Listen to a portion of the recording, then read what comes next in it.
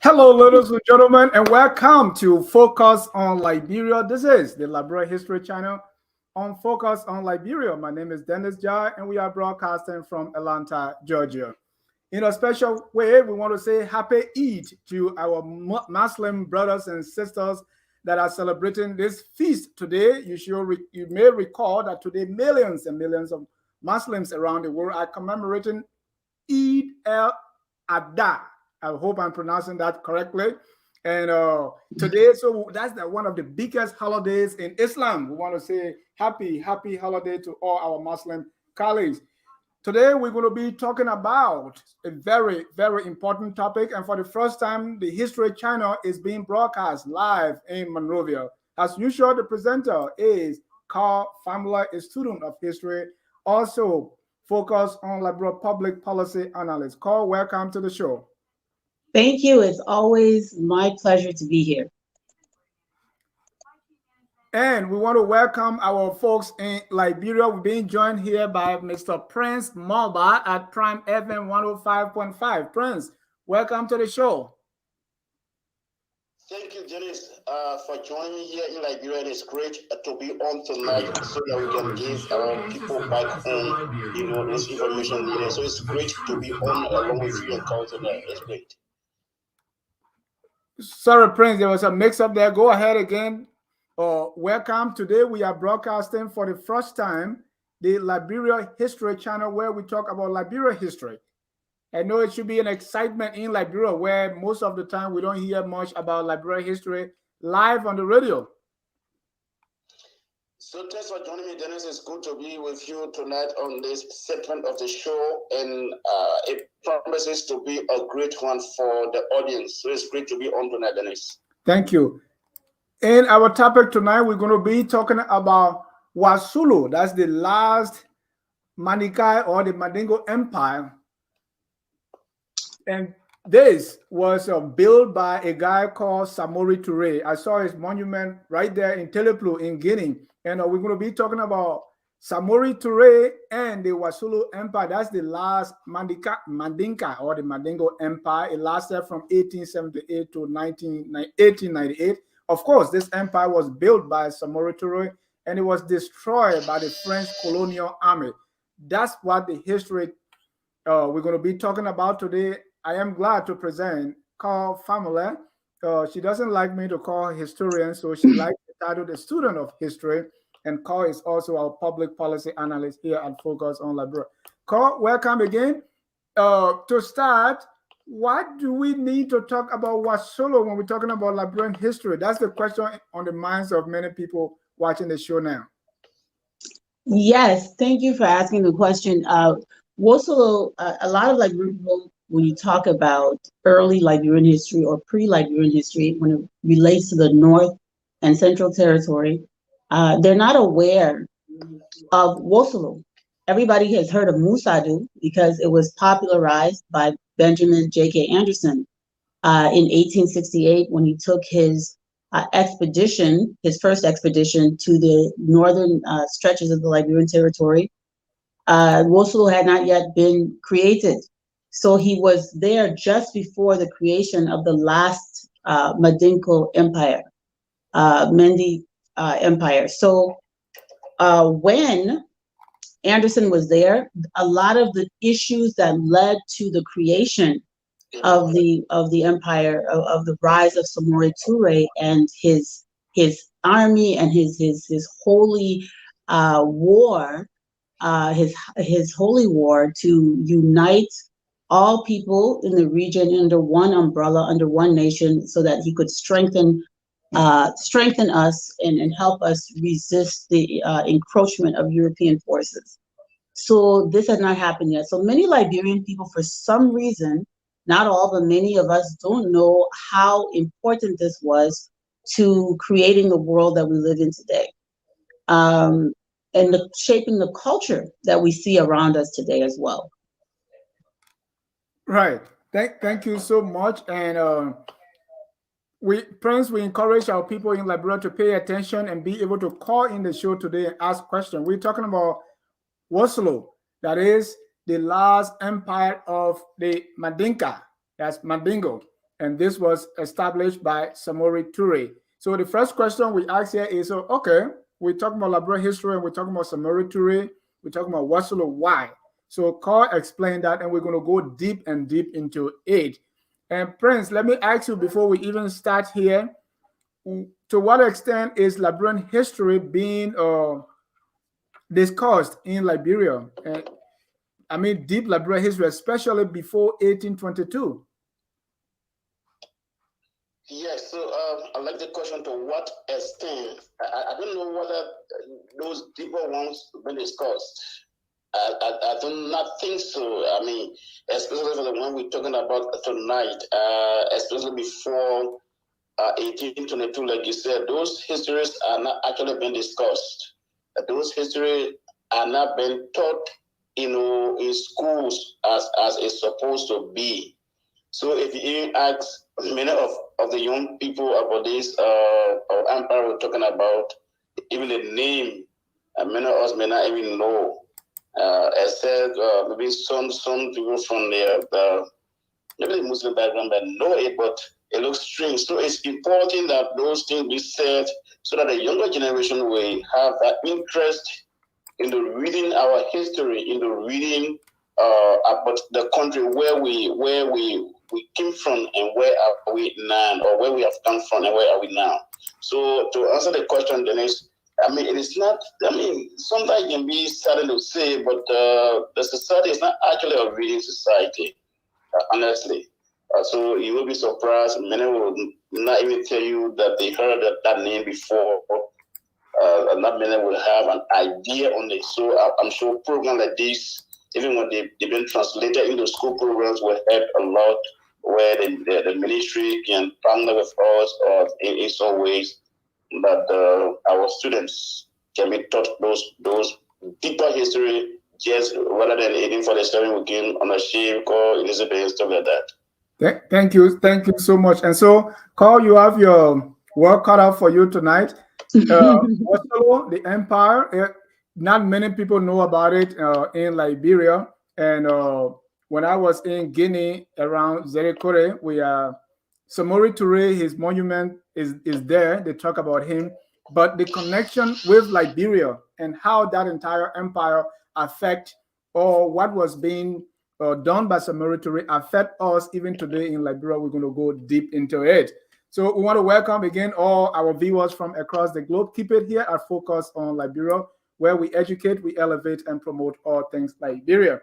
So let me start, Carl, by asking, let's begin by saying, what is this Wassoulou all about? We know about Mossadu, where Benjamin and J.K. Anderson went, and but when it comes to Wassoulou, not much. Right. So Wassoulou was the name of the country, the empire that Samore Toure created, basically by uniting a bunch of smaller city-states and clans into one. The whole story, actually, what I would like to do is begin by telling the story of Samore. And even before I do that, I do want everyone to understand two important factors so that you can follow the story. The first thing is, we are talking about very recent history in the greater context of things. So this is the late 1800s. We're talking about a time when Liberia was already independent. We're talking about a time when the Europeans had already decided that they were going to start to conquer Africa and basically subjugate African people under a system of colonialism. And they had already decided that they were going to start to basically exploit African resources for the benefit of European people, not for the benefit of Africans. So at this time, we have two forces from Europe that are coming into the region, mainly the British and the French. Predominantly the French when you start talking about that northern area. I also want people to understand that the French the French-controlled areas, going all the way to Senegambia, which is Senegal-Gambia area, all the way to Niger and Burkina Faso, all those areas. That French-controlled territory was also the trade network for our forefathers and mothers. So you had Soninke, Wolof, Mandinka, Soso, different Mendi ethnic groups trading along those routes and had very much a cultural fluidity. What that means is they had many things culturally in common. Right. They had, what we call trade language, Fulani, Malinka, very common languages that were spoken by many, many different ethnic groups. And I also want you to know, I don't use the word tribe when describing language and populations, because it is a little bit diminutive. It makes people look like they're not complicated, like they're not fully human. So that word tribe is a colonial term that was used to belittle African people. So Europeans don't refer to their own languages as tribes. They only use that word when they're talking about people that they feel that they needed to diminish their humanity in some way. So you don't hear somebody say, oh, the French tribe or the German tribe. You don't hear those words referred to referencing modern people. Right. So when I use the word ethnic group, I'm talking about our linguistic cultural groups. So if you are Mandinka, Malinka, you are an ethnic group. There are 11 million human beings in West Africa that speak this language, that are ethnically what we call in Liberia Mandingo. And so that 11 million people could not possibly be what Europeans refer to as a tribe. It's diminishing. So some of the work that we need to do as African people is respect ourselves and our ancestors by addressing our people, but with the correct language. And I hope one day that they will correct that also with our official nomenclature in Liberia as well. Calling everybody tribes is very, very belittling. So getting back to I like that point, because most of the time, and I have problem with it, especially with our media institutions using the same language Europeans and people who know little or care to know anything about or use to describe us. And that's the way we describe ourselves. I used to listen to a lot of BBC, and when they talk of Banga, they say they're like the provincial capital of Bon County or the provincial capital. I said, and then Liberians, every time they want to say Banga, they want to describe it. It's like you are describing yourself to yourself. Okay. Exactly. You are using provincial as if this is a province. So we are using the languages of other people to describe, or sometimes they say Liberia, a tiny West African country. Why you call yourself that is because someone in Great Britain is trying to describe Liberia to somebody who they think have not heard of Liberia. But all of us are Liberian. We know what Liberia is. So why describe ourselves as tiny West African country? So that's just to buttress the point that they use tribe. If you have Hausa people more than the entire, a country in Europe, but you refer that to as a tribe. Exactly. That's their language, and it's good that you said that. Also, you talk about the fluidity of the things at that time, the language that was spoken. So trade language being one, because you want to buy, because all these people are trading. So it makes sense to have a language that you use to communicate. Yes. What else was fluid besides the language, the trade language?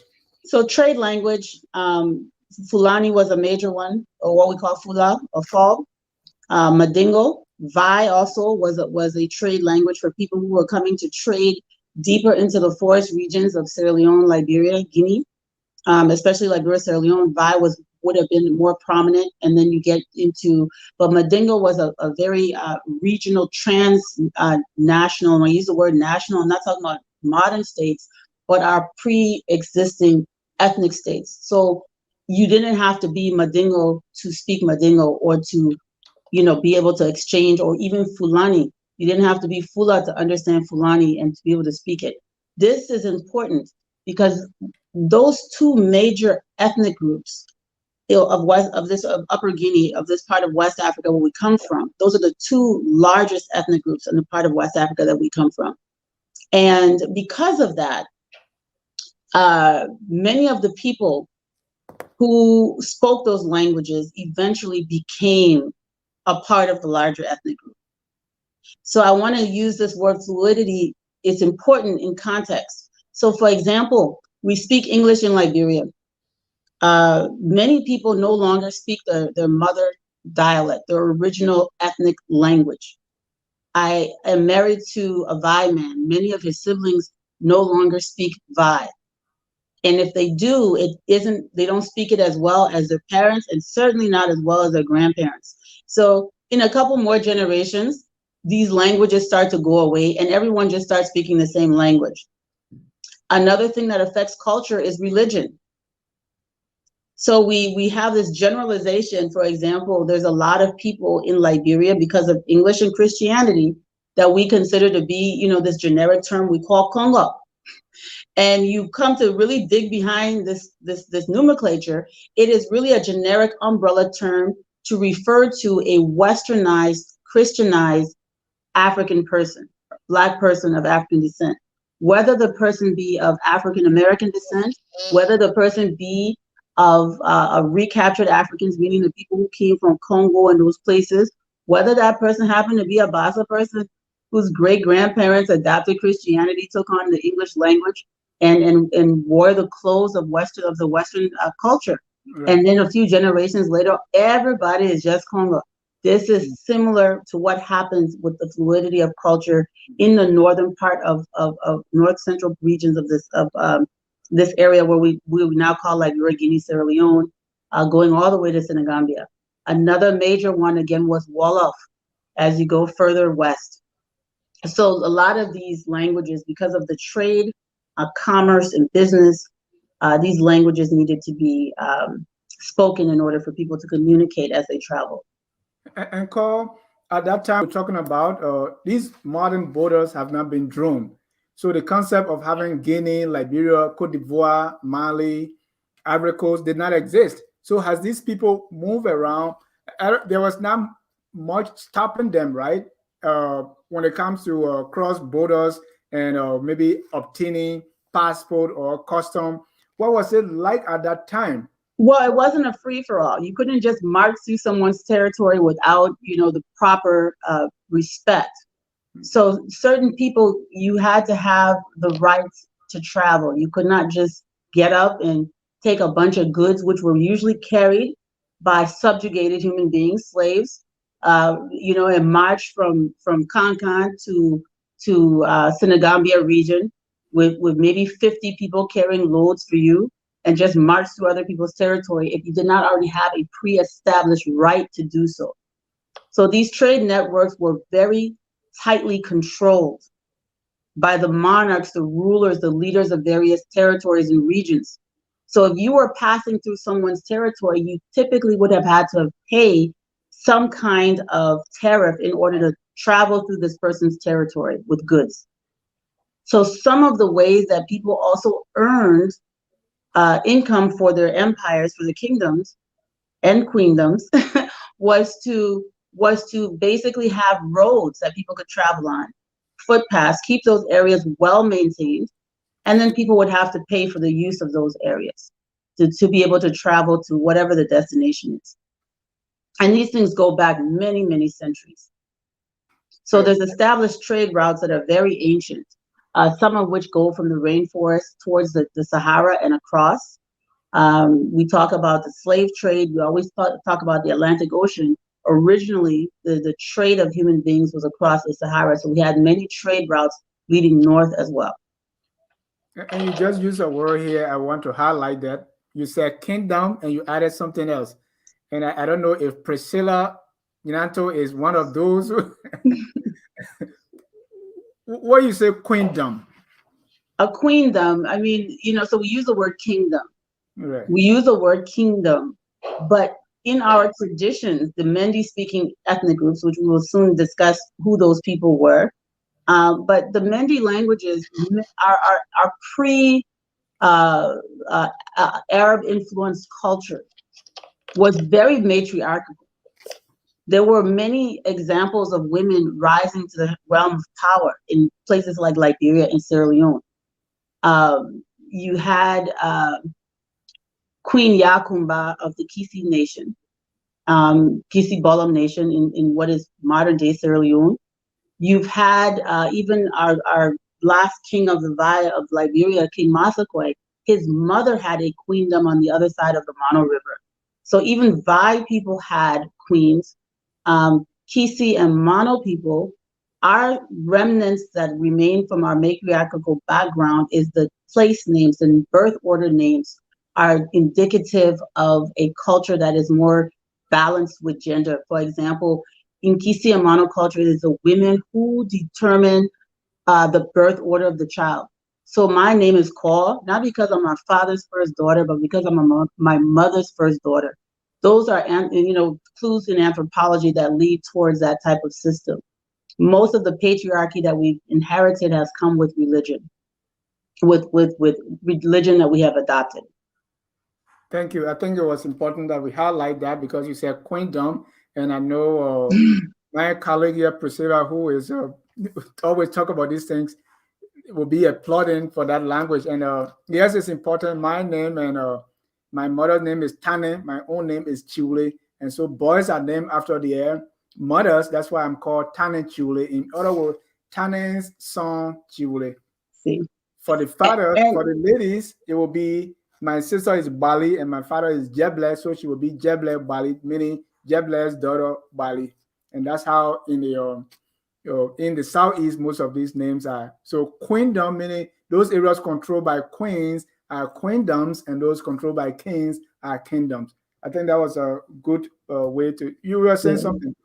Yeah, I was just also going to point out, even with the Manding people, the Mandinka people, the Manding people of Ko, that's a different conversation. But the Manding people, the Mandi people, and all of the Mende ethnic groups, have a tradition where the naming is usually coming from the mother. So even now, where we have been heavily influenced by either Islam or Christianity, you still have this remnant, even among the Mandingo, what we call Mandingo people in Liberia, where traditionally you're getting your name from your mother's side. A lot of that is shifting now, with the adaptation of Western civilization and also Asian culture, Arab culture. But normally you would get married, you would not take your husband's name. Your children would take your name in the true tradition. But that's changing as time goes on. You're seeing people, get married and take their husband's last name as Europeans do. Yeah. All right. Ladies and gentlemen, if you are just joining us, this is the Liberia History Channel live on Focus on Liberia and also Prime FM 105.5 in Monrovia. Our topic today, the Wassoulou, the last empire of the Mandinka. This empire was built by Samore Toure and destroyed by the colonial French army. Carl, let's begin the story by saying, who is this Samore Toure guy? Yes, the great Amani Samore Toure, Amani meaning the holy or the religious leader, who created Wassoulou. Now, his persona, he was so incredibly powerful. He was so incredibly threatening to European incursion that European and British forces referred to him as the African Napoleon, which I think is diminishing because he was quite a tall man and Napoleon was short.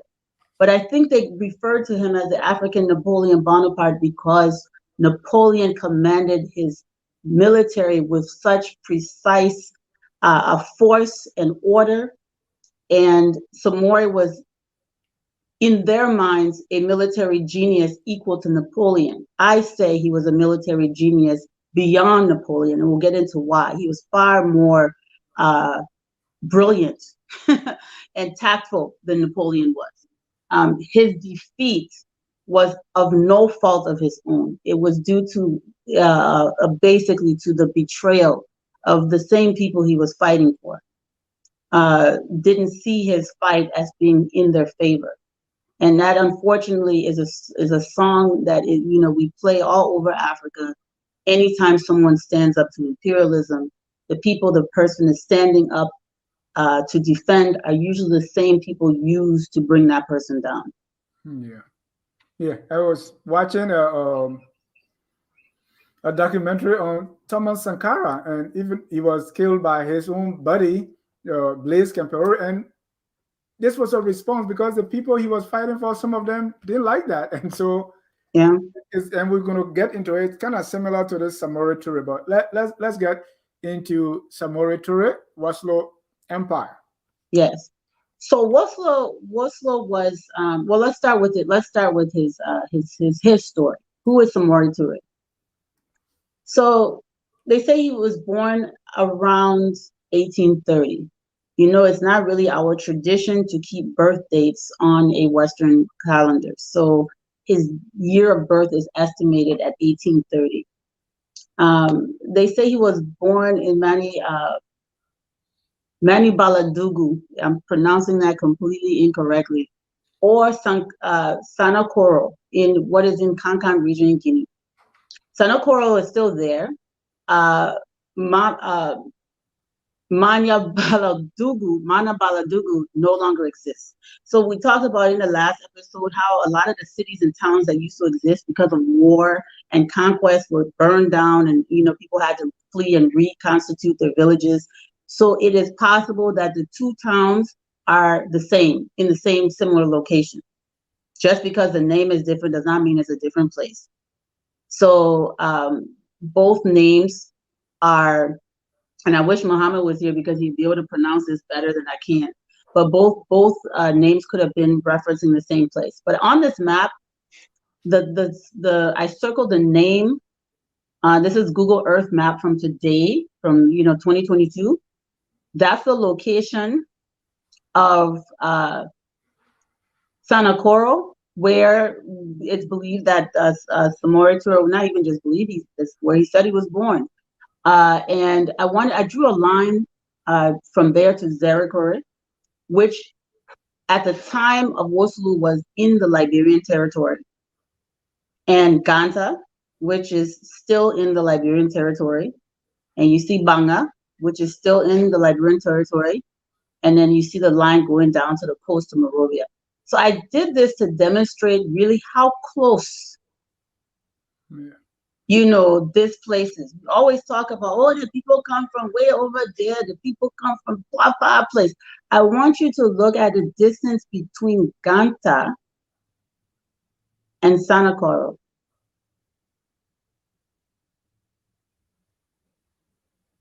So that's really important. It's not far. This is probably 2 days walk through the rainforest on the footpath. This is also a trading route.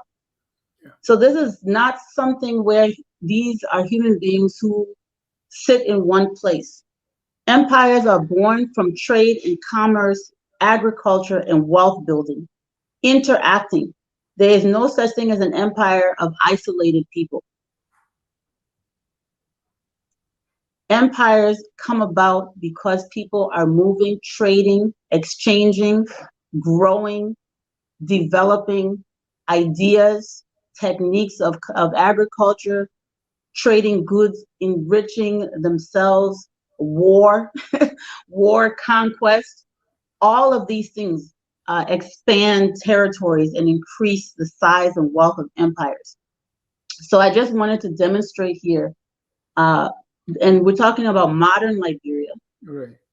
And I'm not saying that Sanakoro itself was in the old Liberian territory before the French took it, but Zerikore was. Right. And I want you to see the distance between Sanakoro and Zerikore. Excuse me. Or if you look at the distance between Kanka and Sanakoro, compare that to Sanakoro and Zerikore, where I used to live in 1990, 1991.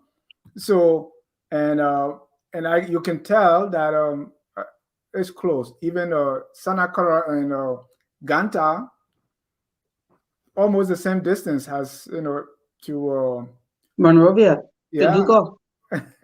Right? It's almost the same distance like Dugo. Yeah. And the trade route, so Ganta was a trade city, and Ganta would trade with, north before the coastal trade. So, Yeah. before the coastal trade opened, these people had been exchanging many, many things long before Liberia was established. But I just wanted to demonstrate the closeness, the proximity of these places. Not because somebody comes and draws a line. Not even you drew the line. Somebody else came and drew the line. Based on whatever they wanted. Based on what they wanted. And in fact, we talked about this in previous episodes. The reason the Liberian territory stretched so far and covered Zerikore is because it was typical of rivers, the source waters of the rivers of a country should be within the country's territory. That was the custom, that was the tradition. So if you claim coastline and there's rivers within that area, your territory is supposed to go to the source waters of those rivers. If your source waters fall under foreign territory, this could be a threat to you as a nation, because if the foreign territory becomes an enemy territory, all they have to do to cut off your river, your freshwater supply, is to build a dam. So it was normal for your boundaries to extend that far. So when you talk about the old maps of Liberia, before 1900, before the fall of Wassoulou, they always stretched way into the Northern Territory to encompass what was Musadu. This is why Benjamin Anderson went so far north. It was not because the Liberian government had command and control over these areas. It was a geographical custom and a geopolitical custom, to extend your territory to the source waters of the rivers. So that's the St. Paul, the St. John, the Kavala, all of them now today have their source waters in Guinea, and we will explain why as we continue. But those source waters used to be in Liberian territory. Right. And you were talking about how close this is. You see like the same ethnic group, right? Because if you look at Ganta, those who live in Ganta here, they have family members on the other side, as far as maybe even Zerikore. And you see Kizidugu and people from Lofa County. So, and I'm saying this to say how the interrelatedness, especially apart from the western boundaries that are being drawn prior to that time, these were just the same family members living in these areas. Yes. Wow. Let's continue with Samore Toure. Yeah, so his grandfather and his father were transnational traders. Again, I'm using the word national to represent our ethnic nations that existed before colonialism. So his father and his grandfather were long-distance transnational traders, trading in goods, that they would get from the rainforest and carry them into the savannah, things that were extremely valuable, such as gold, ivory, many, many valuable goods, agricultural products. We talked in the previous episodes about the massive rice farms that were existing within the Liberian territory, northern Liberia at the time. And so all of these goods would be carried along these foot trails, these footpaths, and they would use human beings to transport these things. And so they would have, as traders, amassed some level of wealth and prominence. And Samore decided when he was around 15 to also become a trader. Started to apprentice his father, and then he started his own trade. So he started transporting goods as far away as Futa Jalon, all the way to Senegal, all over the region. So he was now interacting with people who were even more devout Muslims than the people in the community that he came from. So he's now interacting with Islamic scholars who were no longer, in his own words, mixing the religion with the African spiritual tradition. So Samore started to apprentice under some of these religious scholars and became a more strict Muslim during this period as well. So it's important to know that, you know, there's, and it just as today, right? The more you learn, he became fluent in Arabic. Because of this traveling that he was doing, he became more fluent in Arabic. He learned to actually read the Quran. And he himself started to study to become an Islamic scholar, which is why later he earned the name Al-Mami, which is basically he was a religious leader. We can go to the next slide. Let us point out that this was not that long ago, right? No. Because Liberia, Samore is estimated to be born 1830. By this time, you have the ex-slaves already in Liberia, 1822. So this is not very long. No, I mean, Liberia was coexisting. And we talked about this is after Benjamin Anderson's first and second journey, right? He went to Musaj was 1868. He went again in 1874. So this is now, we're talking about well, I mean, not this part, what Wassoulou came after, but this part of the story, when he was young and just learning how to trade, this was right around the time, 1853, this is right around the time when Liberia started having interest in its northern territory and trying to figure out how could they go into this area. And remember when I told you that these trade routes were very, very restricted in our last show? We talked about how the Vai and Mandinka and Bandi traders completely controlled the trade route and did not want the Liberian government to penetrate any further into the territory than they already had, because they wanted to control the trade route. So Anderson was the first that was really allowed to go beyond Bopolu.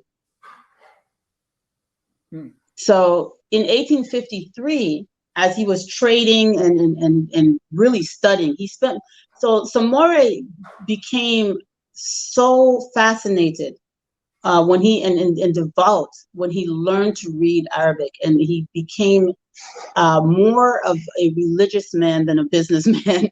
And so while he's out trading, he's spending a lot of time at the feet of these Islamic scholars. And in Africa, you know, we say you're sitting at somebody's feet, meaning you're sitting at their feet to study. So these Islamic scholars were Fulani, some were Soninke, some were Wolof. So as he traveled, he's meeting other African Muslims from other ethnic groups, and he is learning from them. And he's learning, in his mind, the true religion, not what has been mixed with other traditions. So he's becoming a very committed and devout Muslim. It's important that I note this because it's going to explain a lot of things that come after. But in 1853, his life took a major turn when his hometown was attacked, pillaged, and his mother was kidnapped by the leader of the Sise clan. Now, the Sises, when I talk about ethnicity being fluid, Sise can be Soninke, it can be Wolof. I mean, you see this name Sise all over this belt of Islam in West Africa. Call before we come to the Sise, right? I'm here thinking about young Samore Toure. Okay, he is studying Islamic text, the religion. What's wrong with his tradition? What's wrong with the whatever belief that was existing among the Mandinka people? Because right now he's adopting something that is foreign. What do you believe or necessitated that? So it's interesting, and I have a video. I'll share the link under your show too for a video that I did that really explains the religion of the Mandinka people pre-Islam is similar to the religion of many West Africans. There is along the Niger River basin, which goes all the way to Nigeria. There is a spiritual and religious and cultural continuity along that Niger River. And you see that in pre-Christian, pre-Islamic West African culture, but that's a different show for a different day. Yeah. it's a very complicated show, but obviously we believed in God before we learned and adopted religions that were introduced to us by conquerors. So we did have a belief in God. We did have our own religions. We did have our own belief system. So when you adopt a religion, just like when Christians adopt Christianity, when they adopt a new religion, they have to divorce themselves from the original belief system. Right. That is normal. That is natural. It's the same thing even when Rome took Christianity to Western Europe. The Romans said they were pagans, they were barbarians. They had to divorce themselves from their pagan ways, right? The word witchcraft is a European word. It's not an African word. Europeans were using that to describe other Europeans who were not Christian, right? So then they brought it and put it on us, but that was their thing. So my point here is, it is normal. What Amami Samore Toure was doing was normal for people who adopt a religion and fall in love with the religion, the culture, and the philosophy. He believed, he was devout, and he wanted to be pure in his practice. Thank you. So now, in 1853, the life of Samore took a major turn when his hometown was attacked, pillaged, and his mother was kidnapped by the leader of the powerful Cecil clan. And you were talking about Cecil clan and the fluidity of ethnicity. Yes. I should also mention, by this time, Liberia is an independent country, because this is 1853, Liberia is 1847. Yes. I just want our viewers to be mindful of that connection. Yeah, so this is when I say we've been going back, we started this story, this historical journey very long ago. So we've already talked about the establishment of Liberia. We've already talked about all of these things. So we are now, I think Mohammed is trying to come on, Dennis. I don't know if you want to bring him on. I just saw he was trying to reach me. But so all of these things are happening. We tried to do the history show in a chronological manner. So yes, Liberia has been established. This is why we're now getting into this powerful story of Amami Samore Toure. Yeah. So let's talk about that attack. Yes. Samore's mother is kidnapped. Then what happened? So these Sise people are likely Fulani because this is what they came from around Futa Jalan region. Samore's mother was probably either Loma or Pellet. She was a Mindi woman. She was probably Loma, Pellet, or maybe even Mano from that area. So when they captured some of these people, they enslaved them, these Fulanis. They took them into captivity. Samore was out doing his scholarly work, learning. You know how you start to learn and it consumes you. So when he returned, only to find out that his entire home had been destroyed, many of his family members killed, and he was told, "Oh, your beautiful mother," because his mother was extremely beautiful according to the oral tradition. Your mother was taken into the Sise household as a servant. So basically she was enslaved. So what he then did next, does anyone have any questions before I go on to the next thing? Because it's really, what he did next is really, it's profound actually. And that was common, right? Around that time for people to capture people and enslave them. That was a common practice. The enslaving people and capturing people had been occurring for almost, 800 years at this point, 800 years. So they had started doing this. They had started doing this enslavement of people. They had started doing this enslavement of people long before across the Sahara Desert. Sorry, I have two little girls. Yeah. So it's okay. Part of the show. They are not distracting us. Okay, great. So we had So this enslavement process was occurring across the Sahara before even the transatlantic slave trade. So it was introduced really when they were conquering us. The Arabs were coming in and conquering us, and their agents and the other ethnic African groups from the north coming further south. They were bringing these practices, and we adopted them. We adopted the behavior and the culture that came along with it. So we started doing the same thing to one another. Right. And also at this time, the Berlin Conference has not taken place. So the colonial powers have not come in this region. 1853. There was a presence of British and French in 1852, a very strong presence. Okay. They were especially on the coast. They had followed them. They had gone into the hinterland, had military presence because now they've discovered gold. So they controlled some gold mines, and this is when they started. This is why they decided to have the Berlin Conference, because they were coming. I mean, the Berlin Conference occurred in 1884, but leading up to the Berlin Conference, they were here. They were sending missionaries in, trying to, confuse people. They were doing all kinds of things to try to gain wealth. So there was another thing that occurred was the transatlantic slave trade. Slavery was still legal in the United States and the Caribbean and Brazil and these places, but the transatlantic slave trade, meaning you couldn't take new Africans across.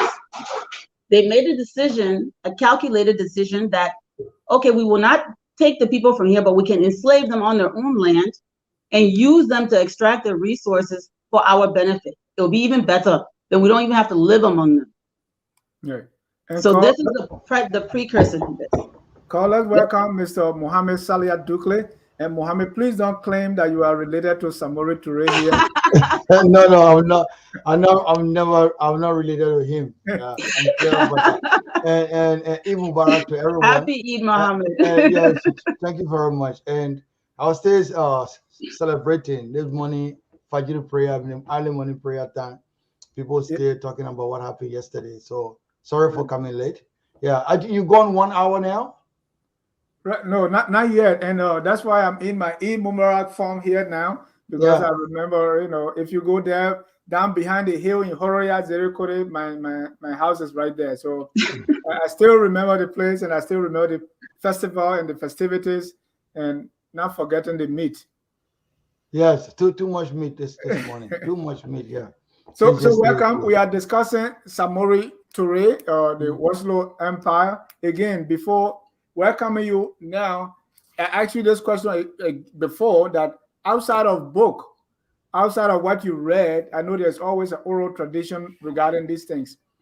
In the next, in 2 minutes, tell me what is the general oral tradition when it comes to Wassoulou that you know of in your community. Look, seriously, I know very less of that history. I'm happy to just follow as it is. In fact, I will enjoy more.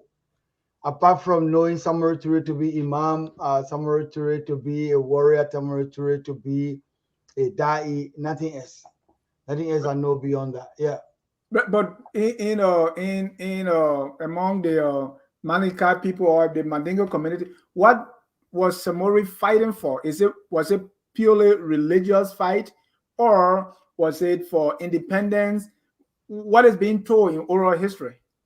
Sometimes in the community context, it talk about people from that ethnic background. They fight for independence is also mixed with the threats of having your free will and independence towards establishing your faith and practicing your faith. So the independence in terms of the politics is always tied together with the religious freedom and your ability to feel free to practice your religion. They always mix it together. Now, you don't have independence if you can't practice your religion and you're not able to express it. So this is where it is interpreted sometimes orally. Thank you. Ladies and gentlemen, if you are just joining us, this is Focus on Liberia. We are discussing The Wassoulou, the last empire of the Mandinka, it was built by Samore Toure and destroyed by the French colonial army. Back to you, Carl. Yeah, so as I was saying, 1853, we're trying to set the kind of picture of what was happening. So this is the beginning of the interior encroachment of Europeans. So they had not penetrated this far, but the weight of their presence on the coast, especially at Senegambia, they had built forts at Gorée Island. They had already disrupted these areas. They were aware of Fouta Djallon at this point in history. They had sat with the leaders of the Fulani kingdom. The French even wrote very disturbing accounts, very disrespectful accounts of what was happening in the Fulani Empire at this time. They talked about the leaders not being devoutly religious. They talked about the leaders being pretentious and drinking alcohol. And while the general population would spend most of their day engaged in chanting and going to church and doing kind of like a ritual and being very, very religious, while those who amassed the wealth were just pretending. And the French were very disrespectful and vulgar in the description of the people of Fouta Djallon. And they were doing so and saying that it would be easier to use these leaders because they were not as devout against the rest of the population, because they were more interested in wealth than they were in their spiritual and religious beliefs. So that is important. Samora is not even aware that this is happening in Fouta Djallon, part of Guinea, and also they're making these same claims about people in areas like Senegambia. Mind you, Samore is becoming extremely, extremely committed to his faith. It's going to play into why he does what he does going forward. Right. So his mother is kidnapped. Right. The oral tradition, and I talk about ethnicity being fluid. The mother's ethnicity, again, was Loma or Pele or Mono, most likely Loma or Pele, or a combination of both, because ethnicity at this period of time is not etched in stone. We have to be very careful about that. So we go to the next. She's taken into slavery. Some more. You can stay on this slide, because the next slide really talks about the empire. But Samore decides to sell himself basically into slavery in order to buy his mother's freedom. So Samore is in school. I want to call it that way. He returned and he's studying. He's studying. He's learning from Islamic scholars. Right. So he's in college somewhere. Now he returned and met this news. What did young Samore do? So he's a relatively young man, and he realizes that the Cisse clan has taken his mother. I mean, they killed most of the people that or sold them or completely pillaged his town, and these are his enemies. Right. But they have his mother. So he goes to them and says, I will sell myself to you for a period of time in order to earn my mother's freedom. They didn't want anything from him. He couldn't buy his mother's freedom. He couldn't liberate her. He had to enslave himself to liberate his mother. What was his father? Go ahead. What was his father? Excuse me? His father. His father was probably killed. When these people would come in, like they did to Musadu or any other town at that time, when they come in, they're not leaving even a goat standing in the town. Down to the dogs and chickens, right? So this is what they call scorched earth. You come in, you kill everything that you don't need, and you take everything else. So usually you kill the men, you take the women. And Dennis, just to add, little bit on what the prophet is saying. If you think about what you're going to say next about why he did what he did, it stems from the cultural practice and also some religious influence on that. For your mom, the teaching is that your heaven is under the feet of your mom, and your mom has 3 rights over you than your father. So your father can be captured, you mark around it. Your mother is captured, she has 3 rights above your father. So that I can see why sometimes he got really infuriated to see what he did. What does that mean? You got 3 rights over you. I mean, your mother has 3 important significance degree above your father. Oh, okay. Say, for example, you have $100 you want to give to your parent. Your mother is entitled to $75 of that than your father. Wow. That's a degree of respect you have. And that culture is still practiced up to today. Cool. And just to add, for you to clarify, what is the source of the culture? The source of the culture is Islam. From what we come across, it could be before then. And you should know, most of us now who come in, who we have 7 or 10 generation being a Muslim, most of you know how culture is fluid. So most of what we think, what we do is influenced by the faith and the ideology we practice. Okay, because right before you came on, we're talking about the whole matrilineal thing, but thank you for that clarification. So there's a Quranic reference to that, correct? Or there's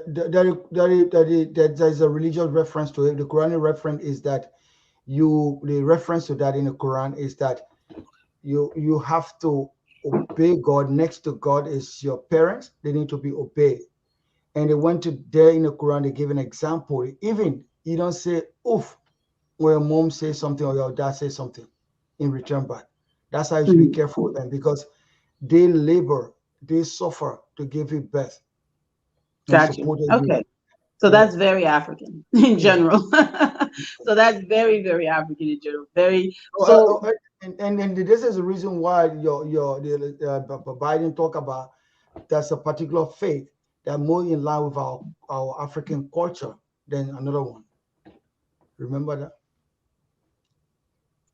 So no, I don't remember that, but okay, it's possible. We'll get to that. Thank you. So what he does is he goes and he sells himself into slavery. And according to the oral tradition, he spends 7 years, 7 months, and 7 days was what was agreed upon for his mother's release. And imagine having to subject yourself to that. After being a trader, learning at the feet of some of the most learned scholars of the region, now you have to subject yourself to enslavement, meaning you're now giving up your liberty so that you are under the control and influence of someone who massacred people in your home and enslaved your mother. But he had to do it to release her. So according to the oral tradition, it was 7 years, 7 months, and 7 days that Cisse agreed. If you spend this time, I will free your mother. While he was in captivity, because in those days, being a slave was not just to work on the farms. Sometimes a slave would be a porter, meaning somebody who can carry load. Sometimes a slave would be a soldier, a military person, which I never understood. You arm your slaves and teach them how to fight, and they don't kill you. So this is where he started to learn. It happened here, right? Where the blacks, even though they were still slaves and they were recruited to fight. It's different because the armed black people did not ever come close to the number of armed Europeans in the United States at any point in history. But in West Africa, the slaves outnumbered their master tremendously. So it's a different scale and a completely different thing. I mean, even you talk about Musadu, Anderson says it was 75% of the people in Bopulu area were enslaved by only 25% of the population was free. Right, same idea, just the skill at which it was done. Yeah, so what I'm saying in America, slaves were in the minority always. Right, yeah. There was never a situation where the population of slaves outnumbered the population of free people. So even if they had weapons, they did not, even when they did rebel in the United States, it was never, it could easily be squashed because they were, 50 times outnumbered. And they kept it that way on purpose. So for me, it's more astonishing because if it had been the other way around in the United States, slavery would have ended a long time ago because they were constantly rebelling in America. And if they had the numbers, I don't think, history would have been different. But we getting off track. Sorry. So he sold himself. He learned how to fight. He obtained his military skill. So this man did things correctly. He first learned how to think. He first became literate. He learned to read and write Arabic. He studied. So when you study religion, you're also studying philosophy. You become philosophical. Your mind, if you're really studying and not memorizing, your mind should be open and you should start to think differently.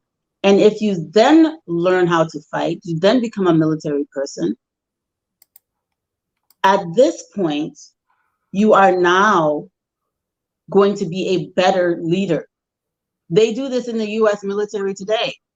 They call it, University ROTC. They take the university students, send them through college, and they learn military a strategy and skill, and they become leaders in the military because they have to first be educated.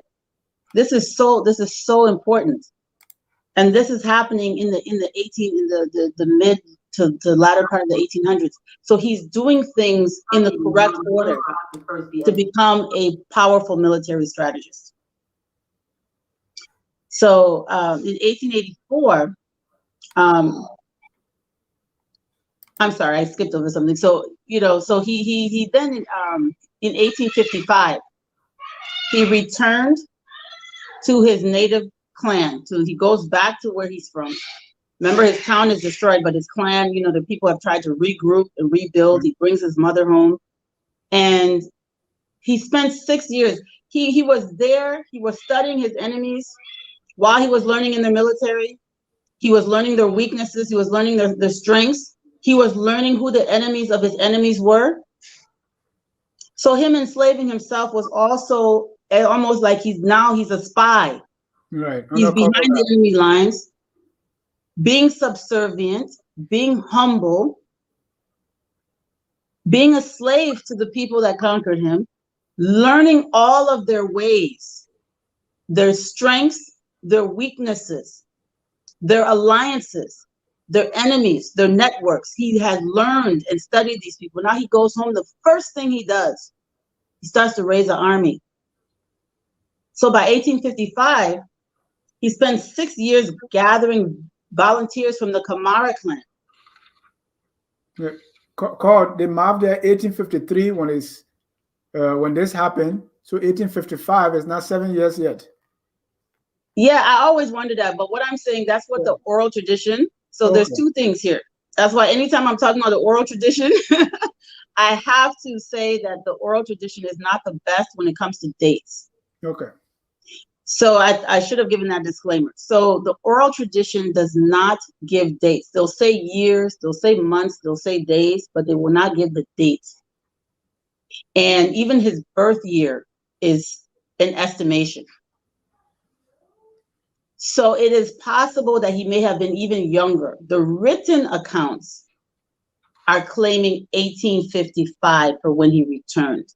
So we could go back 7 years from there and say it was actually 1868 that he was enslaving himself. So please, when we're talking about it, just remind me to always explain the date discrepancies. It has to do with the discrepancy between the oral and the written record. So just always remind me of that. And I don't like to necessarily favor one over the other without explaining that that discrepancy exists. Sure. Does that answer the question? Sure, yeah. Okay. So about 1855, he returns to his native land. He recruits a lot of volunteers from the Camara clan. They're angry. They're still angry about what happened, 7 or so years before, right? They're still angry about this invasion of the Fulani forces over their people. They want not only revenge, but they want to live without fear of a return and subsequent, issue. So many young men volunteer to be trained by this. He was already, his military genius and strategies were already coming through because he was a thinking man. He was a scholar first. So what he really did was when he started training them, he also coupled the military training with Islamic education because that is what he knew. A lot of people say, oh, but he was an African. Why he was putting the Muslim thing and mixing this? Because you use the tools that you have at your disposal. You use what you have. You use what you have at your disposal in order to survive, in order to advance the cause of yourself and your people. This is human nature. Right. I was wondering about that too. It is human nature. And one of the things that I try not to do is use my modern mind to judge people who lived before there was even such a thing as human rights. Concepts of human rights did not exist at this period in time. So I always try to not judge people by the way we think today, but in the context in which they existed. You have to judge people in the context that they existed. None of these people understood that they were African, that the color of their skin meant that there was a shared oneness. People identified themselves by their ethnicity, by their culture, by their religion, not by the color of their skin. That is a very foreign way to categorize human beings. That is not our culture. In the first place, for much of our history, almost everyone we encounter looks similar to ourselves. So it doesn't, this is a European imposition, this idea of race. It's a European imposition upon us. We have now looked at it and now we identify ourselves as Black and not just as human beings. But we used to not think of ourselves in that term, in that way. So he is now bringing the Camara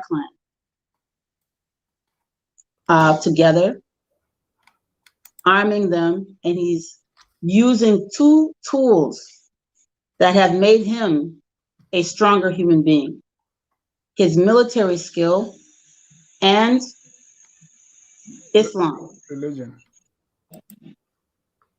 So he is now going to be. And hold on, let me open this for Naima. Naima, 1 minute. I'm on the show. I'll be right back, yeah? We will be right back. I'll be right back. Mom.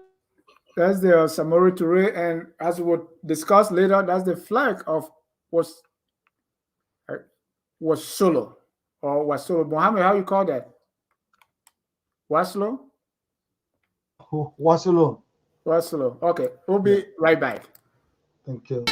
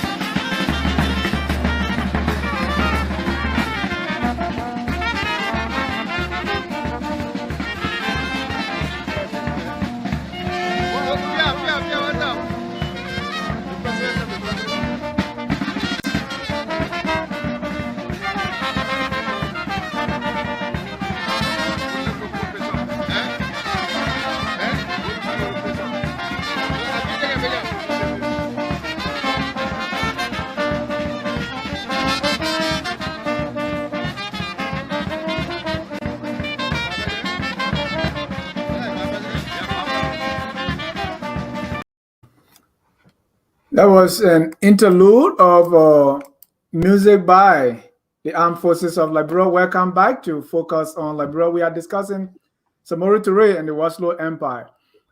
We're going to take questions and calls from our listeners in Liberia. But before that, let's get more of Samore Toure and Wassoulou. So thanks for that interruption. I mean, for doing the interlude during. You never stop being a mother, no matter what. That always has to take priority. So we're talking about him raising this army. Very, very important to note. Keep emphasizing that the two things that he believed was going to protect. Initially, it was about protecting his group. Initially, it was about protecting his ethnic group. Was religion, and then this whole military training. So all of the generals, the people that he recruited, he wasn't just recruiting soldiers, he was recruiting future generals. He had bigger plans. He wanted to take over all, not only the Mandinka clans, but all the Mende speaking clans. So he wanted to take over, the entire Mende language family, which includes the Lama, the Pele, the Kisi, not the Kisi, but the Mano, the Soso, all of these people in the Savannah Forest Belt. He wanted them to come under one umbrella. The reason is the sheer number of Fulani people could not be resisted with a small pocket of people. So everyone is going to speak the language, practice the same religion. That is going to unite this part of West Africa. So the first threat in his mind was Futa Jalan and those other Muslims, and then it became the French. Then everyone is realizing there's a real, even more imminent threat to the future of themselves and their future generations, and that is the European conquest of Africa. And Prof, if you allow me there, I just have few observations regarding the flag. You know how you talk about the two tools he had, his knowledge and the military expertise he had. I'm having a little bit of trouble hearing you. Hang on 1 second. Yeah. And someone asked, why did he use Islam to come? If you look at the flag, you will know that this guy, the summary had different intention. It was not fully for jihad. And those who did jihad war, the flag look really European influence. Usually the one for Islam mainly, fully, they always carry those two things that you usually see those terrorists carry. The Allah and La ilaha, or Allah Akbar, something like that on it. But the one was the color is so European influence. I don't know what's the reason of this. If we can hear you. All right. Yeah. Okay, if you have can you hear me back? Yeah, we can hear okay. you. Yeah. Why is it this look like so much European influence then Islam? Oh, but flags are European. Okay. I would say, other than Liberian flag, this is only the second African flag in existence. Mm. And I don't know of any flag outside of Europe that would be, and in the United States and the European places that they conquered, right? Where people erected their own flags. Mexico had a flag, but Mexico was basically Spaniards that were conquered Mexico and erected a flag, right? So this red, white, and blue is France. It's British. Those are the colors that were typically on flags. Mm. Right. So in other words, it was not mainly for Islam, but he used Islam for his goal. There's no such thing as at that time in history, there was no such thing as an Islamic flag. There's no reference to flag in the Holy Book. This is a European political thing. This is modern introduction of a modern state. So Wassoulou is a modern state. He created a constitution and created a flag because this is what was happening around him. You had the French raising their flag in African territory, on African soil. And this was in response to the French raising their flag on African territory. We will raise our own flag as a signal to these European encroachers, these future colonizers, that we have a flag. Right. That this place is occupied, that this is a country. Human beings are here. There is a government here. So he was so ahead of his time. He knew that the Liberian flag was erected to protect Liberian territory. He was the first to erect a flag to protect Wassoulou. Right. And the flag had a European influence, as Mohammed has observed. It's not only that it had a European influence, it is a European thing. It's a European concept. Right. So you can still have... The Sangye Empire had no flag. Right. No, I get that. You can the Mali Empire had no flag. The Ghana Empire had no flag. Right. So you can still have a flag, but use African symbols, if you will. Why would they do that? Because they want to project their true African identity or having identity. So what we're doing is we're thinking with our 2022 brains. Right. And there's you don't mix that. Like it's like saying, you know, you want. I mean, something is either African or it isn't. Flags are not African. So why? I mean, he created a flag to represent his country. The symbolism, I don't know what the colors represent. I've heard too many contradictory stories, so I'm not going to. Both from oral and written accounts, nothing makes sense. So I'm not going to, say or pretend to know what it means because I don't necessarily think that the sources of the interpretation are credible. But looking at it, clearly the colors are what was typical British, European, French European flags, red, white, and blue. Hence, I mean, the Liberian flag also red, white, and blue, which also gets its colors from Europe through America. So that was what he saw for flag colors. So that's what he used. Okay. I mean, also you have to remember that Muslims do not, and early Christians did not believe in using things, graven images and things like that, right? So he's a scholar, he's a philosopher. He's not going to necessarily take symbols and put them on a flag for people to follow. It kind of gets on that thing with idolatry, which he was very much against. Yeah, Mm-hmm. Not to hold you back on that. Mm-hmm. The reason why I raise it, Mm-hmm. this man was a scholar. He studied at the time. At the time he studied the concept of waging jihad. They already had a flag before European expansion. There's a flag of Islam. What year was that created? The period you're talking about, but that period of the Islam was already come to West Africa. Yeah, but what was the period that there was a flag created for jihad? It was clear when the Prophet was existing, there was a flag. There's a flag of Islam.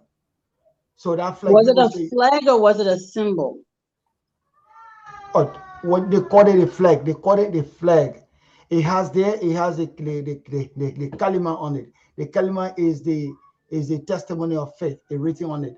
And that symbol is still used today for anyone who wants to, who those people who like people misuse it, like even the guys in Nigeria, the Boko Haram, the Al-Shabaab, these people use it.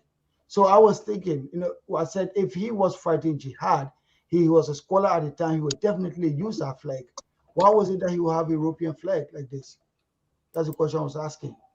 I think you know, I would want to have a source to show that. I've never heard that. So you can maybe teach about that, but that's not something I'm going to validate. Okay. Because No my problem. Let's understanding continue. is that flags are very European. Okay. Having a symbol to represent something is not the same as having a flag over a nation. Saudi Arabia, these places, you know, did not have flags for their country. That's a very Western concept. Okay. So having a symbol and having a flag are two different things. Even if we're calling it a flag in 2022, even calling something a flag in 2022, it does not mean it was a that flag. we It should need be to a project our symbol. thinking on the past. Okay. I'm not saying that there's no symbols for Islam. Clearly there are. There's script, there's a holy book. What I'm saying is that the concept of having a flag to represent a country is not, it's not African, it's not Asian, it is European. All right. Flag representing a state or a country. Thank you. Thank you for that. Let's move to the next slide. All right, so where are we?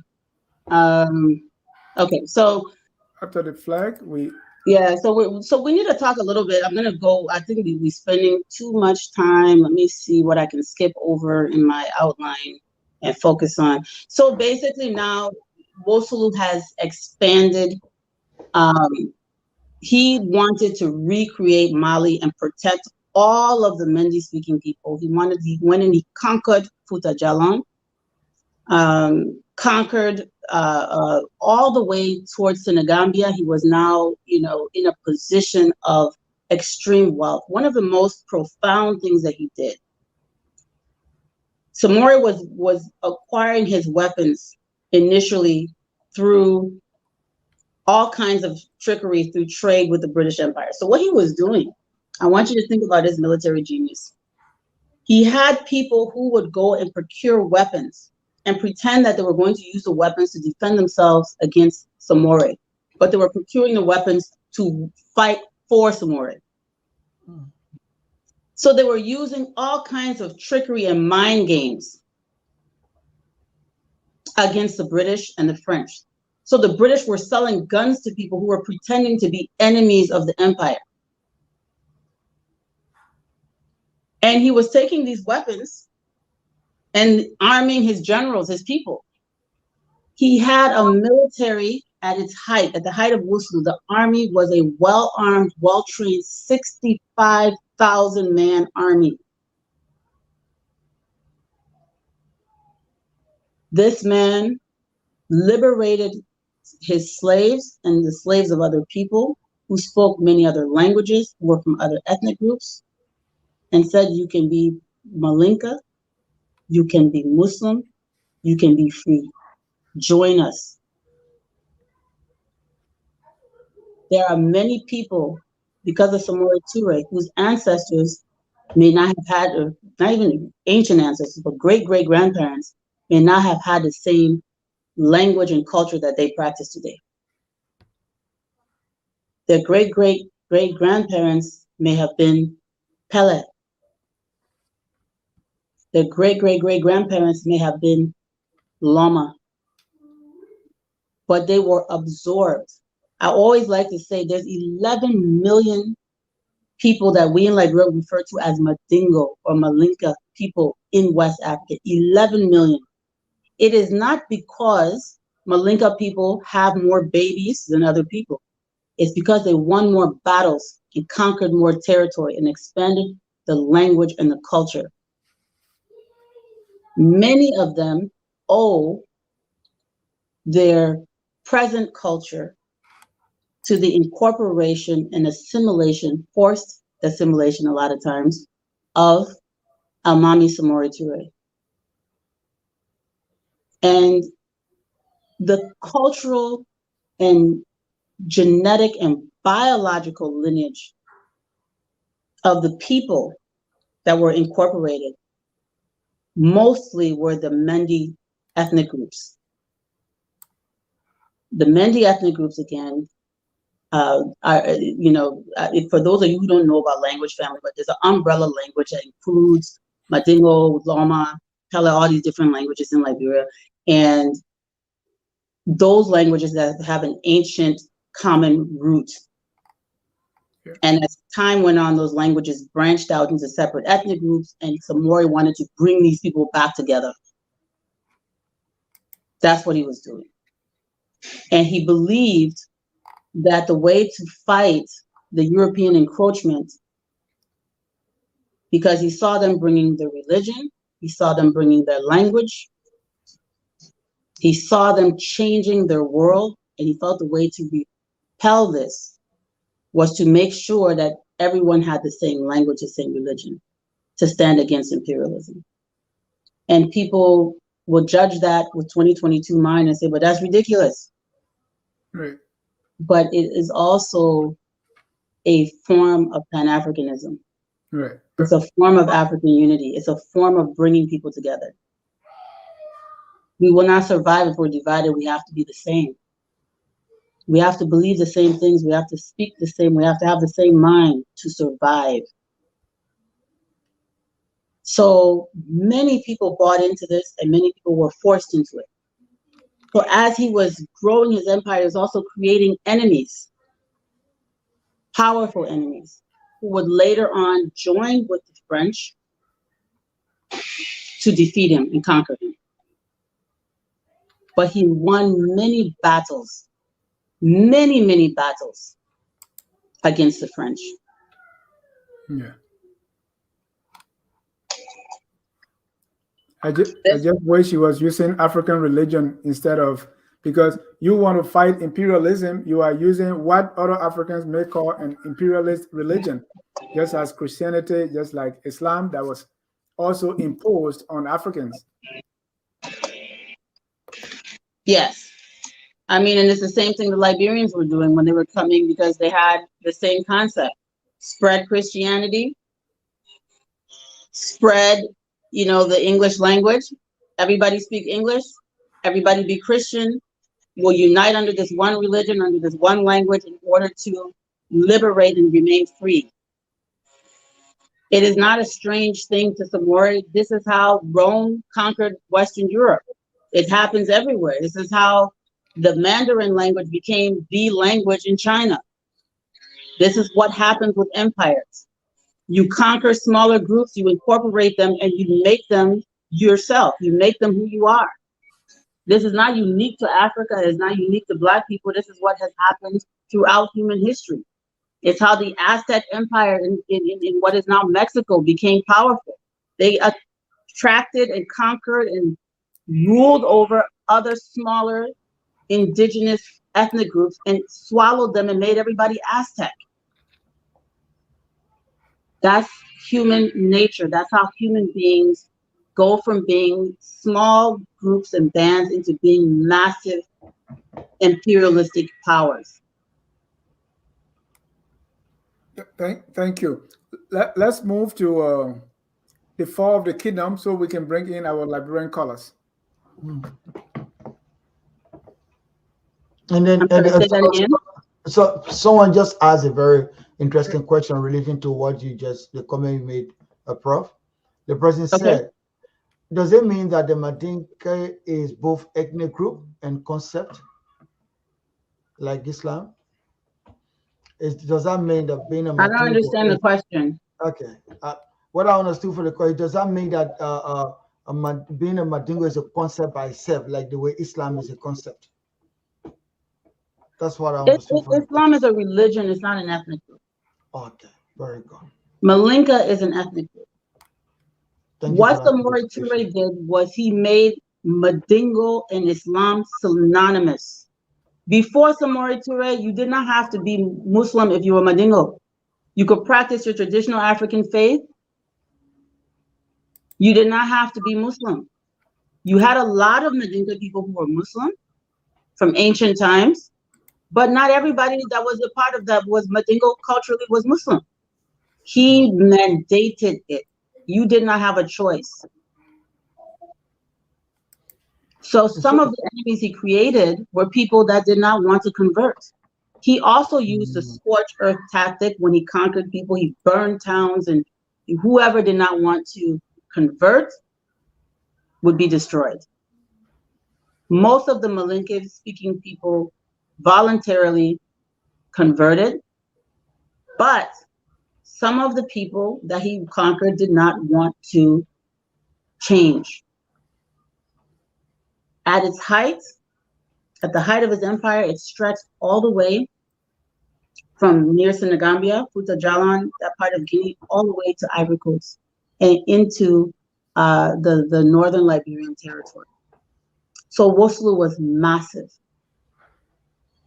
Wassoulou was not just some small little area. Talking about 65,000 military, personnel. And the other thing is, all of his generals had been trained. He sent Islamic scholars to all of the major towns to establish themselves, because many of these towns, there were no Muslims. How do you convert people if you don't have a scholar, if you don't have an imam? So he was really trying to spread both the faith and the culture. Thank you. So Prof, during that, before you come in, Mohammed, we need to speed up so that we can get our callers. We may have people calling from Liberia to understand some of these things. Okay, let me be quick. So there's two things I want to mention about his great accomplishments. One, when the British figured out that they were selling guns and the French were still losing. So the British and French were enemies, except when it came to Africans. Then they were on the same side. So, when they realized that, hey, how come the French keep losing all these wars and they're seeing British, weapons, European weapons in these people's hands? And what's happening? We've been selling weapons to Africans that say they're going to fight against Toure, but they're using them against the French, and they're killing the Africans who are fighting on behalf of the French with our weapons. So the British stopped supplying him with weapons. He was so influential that some of the people who were working for the British and the French army joined with Samore, and they opened a gun factory and started manufacturing their own guns. The last episode we talked about, before Samore Toure, they were already reverse engineering rifles and muskets, I should say, right? So now he opens a factory where they're manufacturing their own weapons, because now these people are saying they're not going to give them any more guns. Don't sell any more guns to Africans. It's a trick. So they start making their own. Everybody cut off supplies to Wassoulou. Wassoulou does not have a presence on the coast. The only place that they could get goods from the coast was through Liberia. So the Liberian government is engaging in trickery. They're pretending that they're kind of, hands off. We're not involved with this. I was going to call him Sekou Toure. That was his great grandson. We're not involved with this Samore Toure stuff. We've got nothing to do with it. But meanwhile, they're opening the corridor for supplies to go through into Wassoulou. And they're doing so clandestinely, heroically, secretly, because they too didn't have the power. Even if they join with Wassoulou to overcome the French, they're hanging on a thread as well. The Liberian government is not very powerful at this time, but they know what is coming. And they also know that it's better for Samore to control the Northern Territory than the Europeans, because the Europeans were then going to take their sovereignty as well. So one thing that they understood at that point, and I always talk about this stark difference between what we think of Liberia and what Liberia actually has done throughout history in West Africa is incredible. We don't even have a clue of what our Liberian leaders of the past, the courage that these people had at times when human beings were still in slavery, in bondage. Supplies were only going to Wassoulou through Liberia. Samore Toure was finally captured in Liberian territory, because that was the last place of refuge. When everyone around him joined the French to fight him, when the French weaponized other Africans against him, his last place of refuge was in the sovereign territory of Liberia, which was the southern edge of Wassoulou, coexisting at the same time. And they could not attack him through Liberia. One thing Liberia did not allow them to do was to go fight Wassoulou through their territory. So they had to come through Ivory Coast, which was controlled by the French, in order to conquer Amami Samore Toure. He was taken into custody, he and his men. So if you look at his photo, the men wearing the lighter cloth, these are all people who are taken into captivity. Amami is the one wearing the dark scarf around his head. The Africans wearing the, well, you can't see, but those hats that they're wearing are red. Those are French soldiers. Those are the people that the French used against Wassoulou. They captured him. They took him to Gabon in exile, 1898, and he died in 1900 in exile in Gabon, which is another French territory. Removed him completely from the region because people still, his presence was still a battle cry. If they had tried to hold him in captivity in Ivory Coast or Guinea, he would have been rescued. So they had to take him far away. And the other thing that they did was they seized. This was their moment to seize the northern Liberian territory as well. And this is the true reason why Zerikore is in Guinea today, because it was the southern edge of Wassoulou. So when they conquered that, they also took it from Liberia. So everything that's in yellow there, except for what's on the left, which became part of Sierra Leone, but in the northern area, everything that's in yellow, that is now Guinea. Wow. So that's the true reason. So this whole idea that the Liberians were cowards, that the Liberians were this, the Liberians were that, even when it comes to the power, the struggle to overthrow colonialism.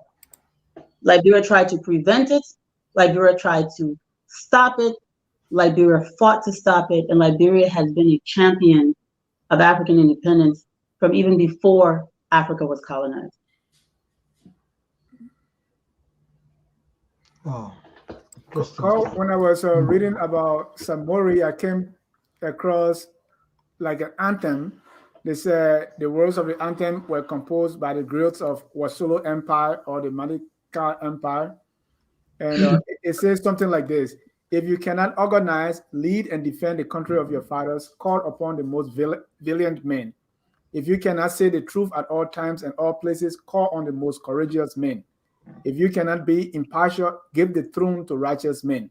If you cannot protect the iron to face the enemy, give your sword of war to women who will point you to the path of honor.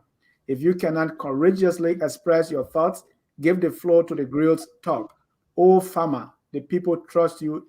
They trust you because you embody its virtues. Is that? That's it. That's it. Let those who have ears hear. Ladies and gentlemen, that focus on Liberia. We are discussing on the Liberia History Channel live on FOL Prime Time or Prime FM 105.5 as well. We have Prince Moba in Monrovia. Prince, please announce the number so that our people in Monrovia can call in with their questions or comments. Thank you, Dennis, for joining me. After for almost 2 hours plus. Very pleased to be here tonight. So if you've been following the program, we have questions you want to call in to ask any question as related to the topic or discussion. Call us on 0770-1051 is the number, 0770-1051. Today is the Liberian History Channel on Prime 105.5 FOL TV. Call us on 0770-1051, 0770-1051. Again, the number is 0770-1051, 0770-1051. Ask the question. We're going to answer them for you. So then that's the number. Thank you. Let's read a few comments here. This one from our West African correspondent, Edward Amara. He said, why was Samore finally defeated? His inability to appease the conquered areas denied him the needed support. The British policy of non-interference denied him their support against the French. The besieging of his capital by the French forced him to surrender. This blockade from retreating to Liberia. on Valley Lembetor, Divide, or Colonial languages of Liberia and Sierra Leone are very similar. Do they have a common route? If so, what language is that route? River says Pro never heard of any of those folks mentioned. So yeah, that's why you need to tune in to focus on Liberia. Priscilla said, thank you, Call, for such free education, and thanks to Dennis and the rest of the team for this public service to our community and beyond. Dr. Edison Pajibo, a key question I want to ask are the Mandingo Fula people Arab or have Arab or Tuareg links? I asked because of the insurgents in Mali, Burkina Faso, Niger by people said to be Arab or Tuareg claiming those areas. Dave Ja, of course, this is the tragedy of Africa. Today, progressives who struggle to fight for Liberians' self-determination and their dignities are vilified. Liberians will never entrust their country with rebels who murder, and Liberia will entrust their country with rebels who murder and rape their people. They will choose a football player over trained technocrats. We are our own enemies.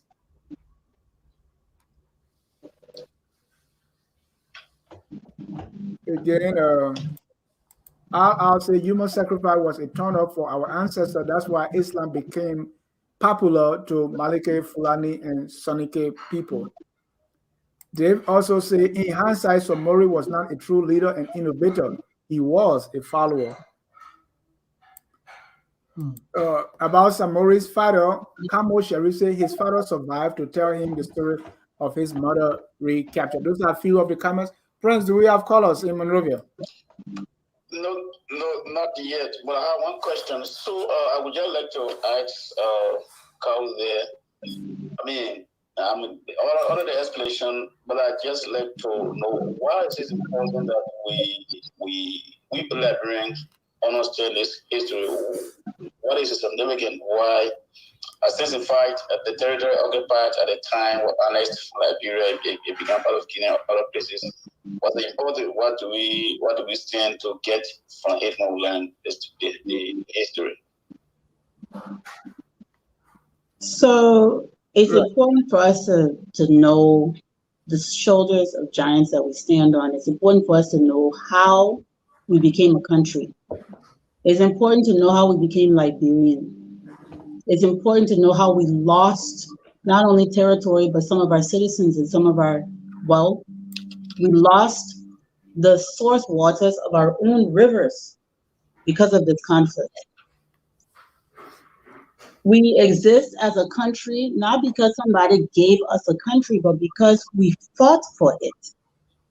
Look at the map. You see where Nimba and Lofa reach up into the area that the French have conquered.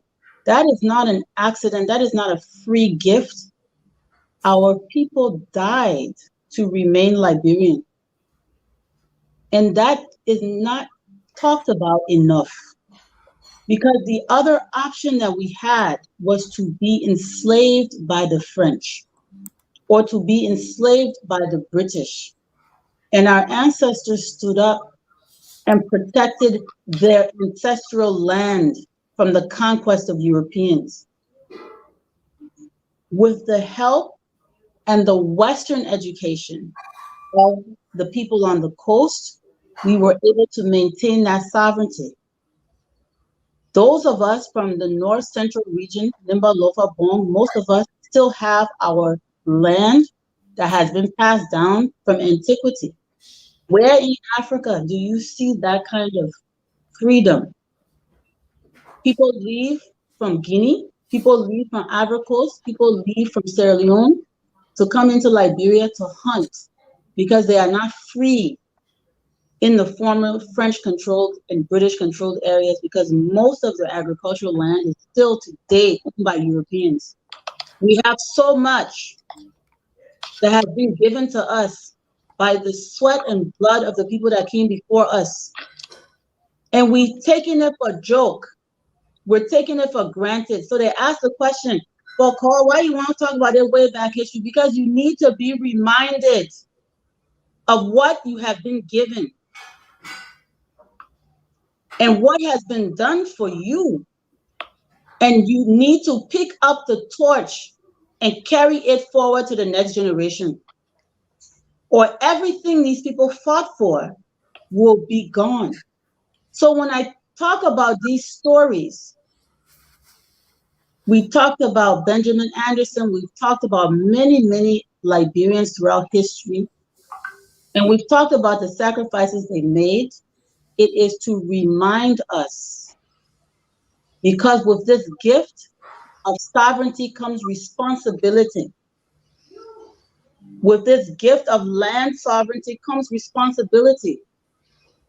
Instead of pretending to know things, you must actually learn. Samore didn't go and call himself Almami because he was pretending to have studied. He actually studied. He left his trade, his lucrative trade, the money that his grandfather made, the money his father made. He left it to go and study, to make himself a thinking man, a better man. He didn't pretend, he didn't buy it at a degree mill or online at a fake university. He earned his title. Call quickly this question about the Fulanis and the Mandinka. Alfred Dennis said in Guinea, the Fula are the most populated tribes or ethnic group. In Guinea, Mandingo are also the third populated ethnic group. The Mandingos are part of Liberia. Why isn't it that the Fulanis are also an ethnic group in Liberia? Is it the proximity or what is it? Because of ignorance. I mean, the Fulani people have been present in Liberia before Liberia was established. There was a presence of Fulani. The Fulani conquered Cape Mount in the 17th century, late 16th century. So people didn't know better. I think they did ethnic groups based on numbers, not based on who was actually present. But you had, pockets of Mandingos. There's Fulani influence on our people as well. There's also this fluidity of ethnicity. A lot of the people who spoke the trade language in our area was Mandingo. So even if you were Suso, you were Mandingo. Because that was even, you had to speak the trade language of our area was Mandingo. So sometimes I think they just felt the Fulani people were also Mandingo, because there's text that you can read when they're describing the way the people look. And sometimes they'll be talking about, first of all, the word Mandingo is not even a Malinke word. We didn't call ourselves some of these names that we call ourselves. It was imposed on us, but that's a different story. Mm-hmm. But so they would see somebody that's speaking the Malinke language, and they would just say this person's Mandingo. The person could have been Mandingo, the person could have been Bai, the person could have been Fulani, but that was a trade language. And any Muslim speaking the language was just considered Mandingo. So there's accounts where they're clearly describing Fulani people. They're talking about the Asiatic features, the curly hair, the light skin, and they're calling the person Mandingo. And you look at it, you say, yeah, this person sound like they're talking about a Fula person, right?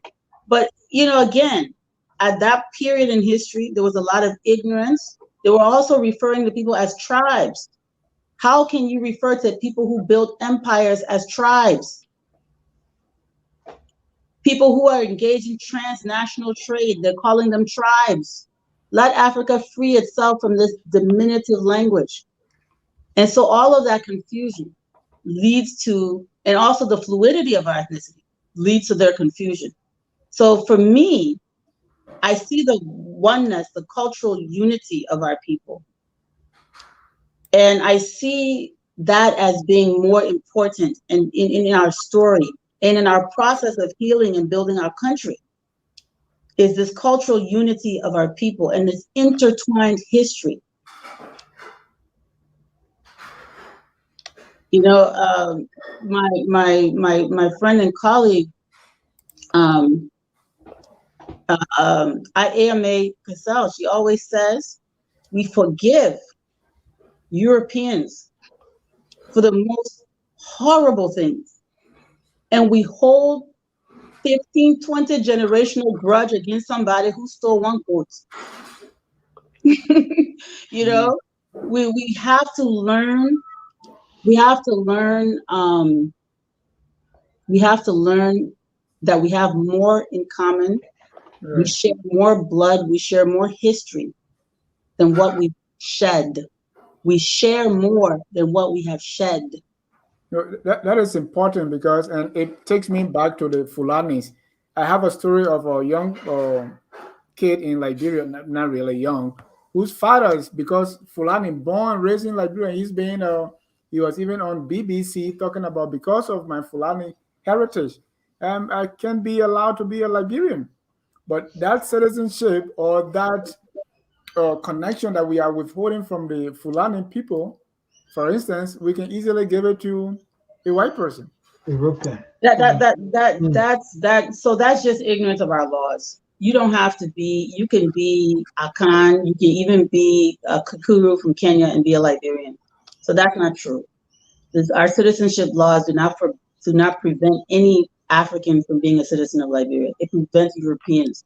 Fula people are clearly African. They are historically African. They are not Arabs. They are Africans. They are, they were in Futa Jalan for centuries. Before that, they migrated from, northern West Africa, but they are still African.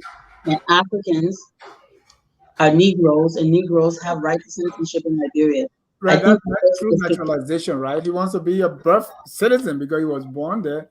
And but if he's born in Liberia, he's a citizen. Any Black person born in Liberia is an automatic citizen. I don't think so. We don't have that. Yes, we do. The only time if your parents are a citizen of another country, you share dual citizenship. You are both Liberian or whatever your parent is, and you get to choose when you turn 18. But a Fulani person born at JFK Hospital is a Liberian citizen. Well, Is that is for another show. But I mean, it is a fact. There's no law that says that if a Fula man is born in Liberia, that child is not a Liberian citizen. to Fula parents, or To Guinean parents, to Sierra Leonean parents, they don't look at ethnic. Our citizenship laws don't look at tribe.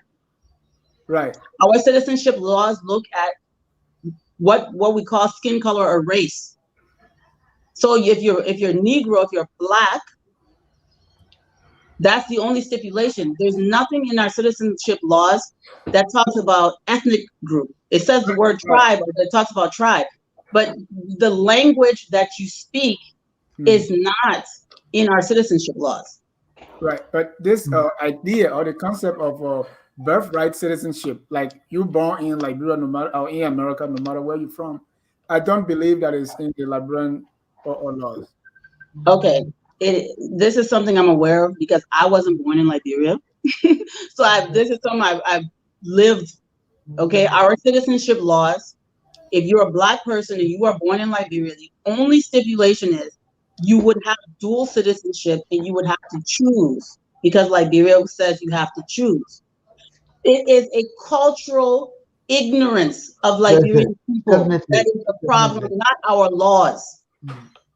There is no law in Liberia that mentions Fulani or Mandingo or Mano or Gio or Pele or Loma or Gribble. There is no law that says you must be one of these things to be a citizen. No, that is correct. That's just not true. So if you're a Black person and you're born in Liberia, you're an automatic citizen. If your parents are not Liberian citizens, this was something changed in the 1980s or 70s. You then have to choose when you're 18 which country. I think the 1986 Constitution and citizenship laws, you have to then choose which country you want to be a citizen of. So when a Fulani Liberian, if their parents are not Liberian, if their parents are Sierra Leonean, for example, or Guinean, for example, when they turn 18, they can choose if they want to be a Guinean citizen or a Liberian citizen, or a Sierra Leonean citizen or a Liberian citizen. But I don't want us to deviate. We need to close because and we're going to talk about that a little more in another. And I'm not, and that's the actual law. That is not the common street perception, but the street perception is very wrong. Right, because those parents,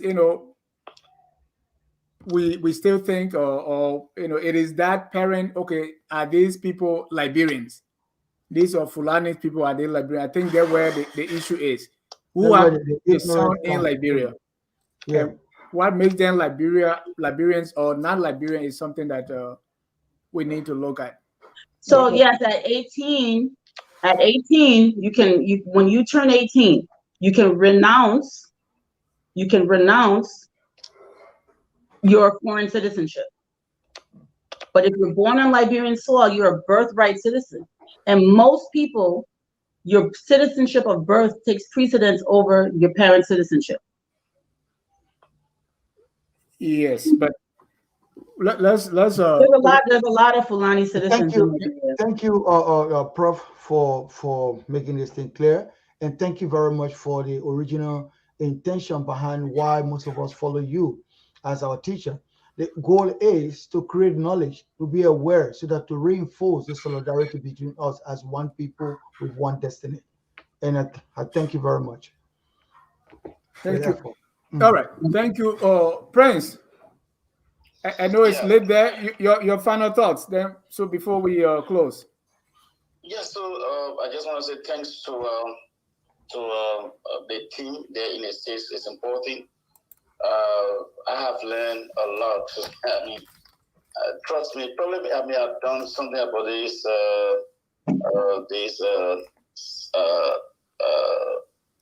Maybe in high school, but I couldn't remember anything I was doing anymore. Yeah, and so now I have my memory. You have brought my memory back to some of those things that was said. So it's great. And I just hope that we continue those discussions. Like I asked the question because the Liberian society, some of those things are forgotten. The schools are not teaching them anymore. These are the regular history. And so to go back to the root, to know the importance, to know where we came from, why some of those places were honest for Liberia, other than other countries, we need to always reflect the mind on those things by educating the younger generation. So it's great. It was a great show, and lots of information came from the island. Okay, thank you so much. Mohammed, before call closes us, final thoughts? Final thought, I just want to respond to someone, Priscilla Yenitor. I said, I do refer to Cole as Prof. I've been referring to her as Prof for the time as much as I knew her, and I do so. That's my name for her because she's still much more than a prof in my eyes, and I still believe that. And I insisted. She doesn't like it, and I will say it. I keep saying it. Thank you, Professor Kao. Thank you. Thank you, Carl, for this time. I want to thank our viewers for watching. At this time, Carl, let's conclude about Wassoulou, the last empire. Again, you can close out by saying why is this important and what we learned from it so far, being Liberian, being people who most of the time our history, we are always expecting someone to maybe teach us, but maybe it's time that we go out and find these things and read them ourselves. Right. So the kinship of our people, the fluidity of our ethnic groups, the diverseness of our population. So you've got the people in the Southeast who are historically dissimilar from the people in the North Central and Western area. And you've got the recaptured Africans who were rescued from slave ships that had never left the West African coast. A lot of Ebo, not Igbo, but Ebo and others from the Congo Basin that we call Congo or Congo today. You got the African American repatriates who established the republic, the modern state. You have those who came from the Caribbean. You have those who came from Futa Jalon, those who came from Wassoulou, those who were already present when the republic was established. We have all of these powerful elements that came together to create the state. I want people to understand that when they talk about the 15 tribes of Liberia, this is a cultural concept that was created to talk about the inhabitants of the area that were inhabiting the area in great numbers when the settlers arrived. That does not mean that other people that are Negroes cannot be citizens of the country. Liberia was actually established as an immigrant country. The primary way we obtain citizenship in Liberia is by birth, not by tribe. I'm a Mono woman. There are Mono people in Guinea. I know there are also Pele people in Guinea. My husband is a Vai man. There are Vai people in Sierra Leone. If tribe was the basis of citizenship, all the Vai people in Sierra Leone would be citizens of Liberia. All the Pele people in Guinea would be citizens of Liberia. All the Mono people in Guinea, all the Grebo people in Ivory Coast would be citizens of Liberia. It doesn't work that way. Citizenship is by birth primarily and then naturalization. Most Liberians are citizens through birth, and even naturalized citizens are also citizens. I want people to understand this important fact. We must dispel this concept that only the Black people who come from America as immigrants to Liberia should be accepted. That was not the purpose, that was not the intent. Today, moving forward, we do this show to try to inspire in us a sense of our past, give us some confidence and self-esteem, and a sense of understanding of what has been done, the sacrifices that have been made by many, many different kinds of people to establish this place we call Liberia, and hopefully inspire respect and patriotism. Patriotism is not only about land and about yourself and your family, it's about all the citizens that consider themselves Liberian within the country. The country will not move forward if we don't recognize the Liberianness of those around us. We have to fight for a united Liberia by recognizing the ties that bind us. We are a powerful country, but we are only powerful if we move forward together. And if we recognize and respect the giants whose shoulders we stand on, those who came before us. And our history is the most profound, the most beautiful history, as far as I'm concerned, on the entire continent of Africa. Of all the modern states, we should be the most ambitious, we should be the most devoted, we should be the hardest working, we should have the highest self-esteem, we should have the cleanest streets, we should have the best schools, we should have the best of everything. Because of everything that we have achieved in the past, we can do more today, and our children can do more tomorrow. Thank you. Join us tomorrow for A New Day by Priscilla Yananto. Tomorrow, her guest, Marianne Combs, who is a news director. The topic, Reframing the Narrative, Trauma-Informed Reporting on Sexual Violence. Priscilla liked, big book. That's why her topic is like that. Trauma-informed reporting. So people, as you report on sexual violence, how do you do it? So we're going to have Marianne Combs to be the guest tomorrow on A New Day with Priscilla Inanta. Boren from Dukle, Prof. Call, I want to thank you so much for tonight. And Duke, thanks for coming. And again, to our Muslim brother, we say, Eid Mubarak.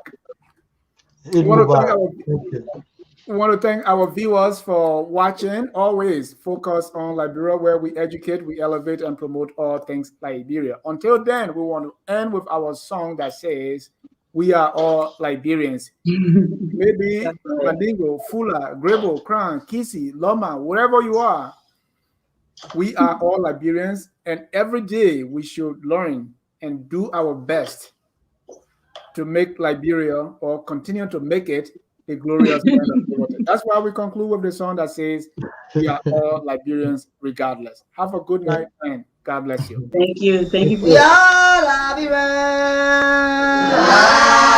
Liberia is our home. Liberian people. Liberia.